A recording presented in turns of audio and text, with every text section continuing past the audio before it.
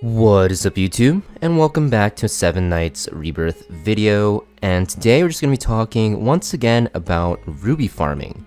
Now ruby farming is a very crucial part of the game. As you guys know, ruby farming will get you rubies and a ton of 6-star fodder which you can use to either craft or even unlock gear for your characters. Now most people end up ruby farming at certain breakpoints, right? Usually it's like 8-1, then it's 11-1 normal, then it's 14-1, and then usually it's 1-1 nightmare as like the end game goal. However, I want to talk about another area of content that you're going to want to farm in eventually, because even though 1-1 is going to be the end game goal and the most EXP you can get starting from that stage, the other nightmare stages are still very important to farm later on, and a lot of people don't actually know that are newer to the game. So the biggest benefit to actually farming 1-1 is because you're just getting the most monster EXP as you can. After this, it is going to be the same. You also have a chance at accessories, which is very important. You can even get a legendary accessory. And also on top of that, you have a chance at legendary characters, which will always happen, but the rates are slightly higher in Nightmare. And you're also farming with 2 teams, so your runs will use more energy when you leave it on overnight or whatever like that.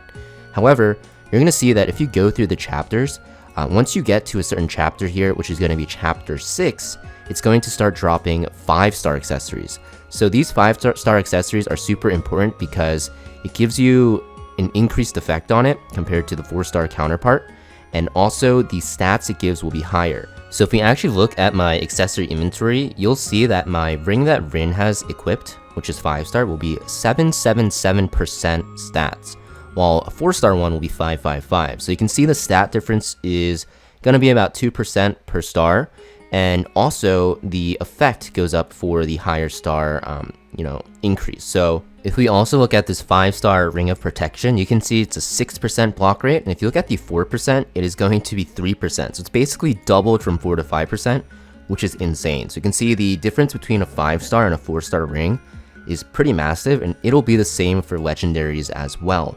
So because of this, 5-star rings, very, very powerful. 4-star rings are still very good to have on your characters, especially once you start hitting the late game. It can still carry you through a lot of the content, but you are definitely going to want to get to 6-1 and start farming it as your second end game goal for farming. Doesn't have to be your top priority right away. You could start farming at Nightmare 1-1 for a while, but eventually you will want to get to 6-1 because it starts giving those 5-star accessories, which are very good. Now after that, there's actually going to be another area of content which you're going to want to aim for, and that's for those 6-star accessory drops, and that is going to start at chapter 11. So you're going to see at chapter 11, you can start getting these 6-star rings, and these are extremely broken. They're the best ones you can get.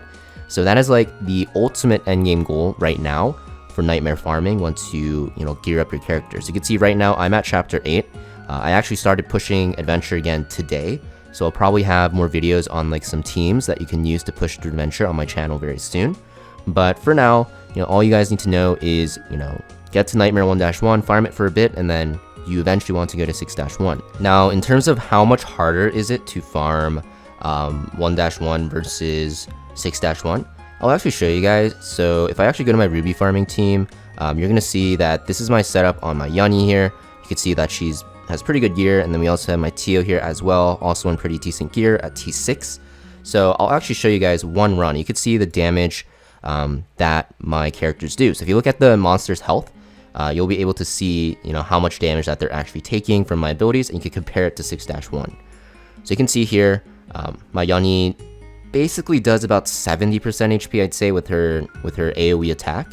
This is going to kill the remaining 3, and she'll auto one and it'll die. So very, very fast in 1-1.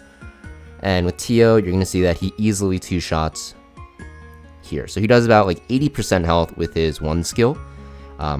Maybe like 75 if you're being very generous. And then a second one will obviously kill off right here. So you can see it's a very fast run. Let's see how fast it is. It is 27 seconds, which is insane for my Nightmare 1-1. But I don't farm this, right? I actually farm 6-1. And I'm going to show you guys the speed difference, because you're going to notice that even though my Tio might be able to one-shot, your other farmer usually is going to struggle a lot. So I'll show you guys it right now. But you're going to see, like, for example, for the first wave, My Yoni was doing 70% with this. Look how much damage she does here. Not even 50% with it. So you can see that the damage difference you need between your characters is pretty massive. So it's not something you can rush for right away is what I'm trying to say.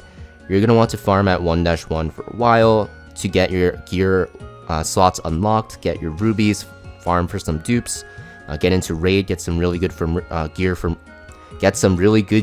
raid. Wow, English. And then you could put those really good gears on your farmers and, you know, start farming the harder stages. And I think with Yoni especially, you need her at T2 to farm this because you can see she can't really kill off very quickly. And then my Tio here, he's still 2 shots, which is very important. I think if Tio's not 2-shotting, your runs will take forever. But a good thing about Tio is even if he doesn't 2-shot, when he dies and reses, if you're T2 or higher, you'll be able to get another rotation of skills off. But you can see that is my 6-1. It's about 47 seconds, and that is what I currently farm at.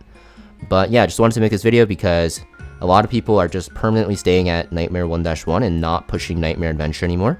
And also, I've had some questions asking me why is pushing Nightmare Adventure important. And you can see, you know, right off the bat that the stages get a lot more difficult, but you're doing it basically for the extra chance at the higher rank accessories.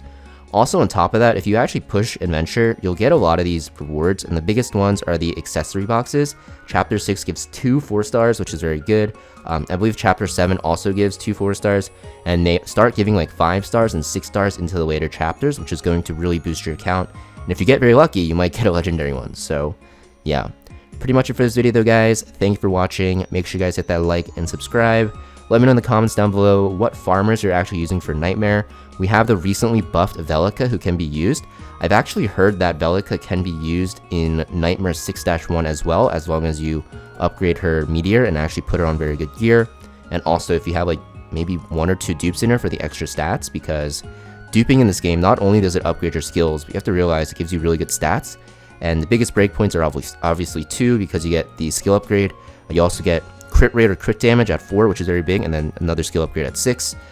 But anyways, thank you for watching. Make sure you guys hit that like and subscribe, and I'll see you guys next video.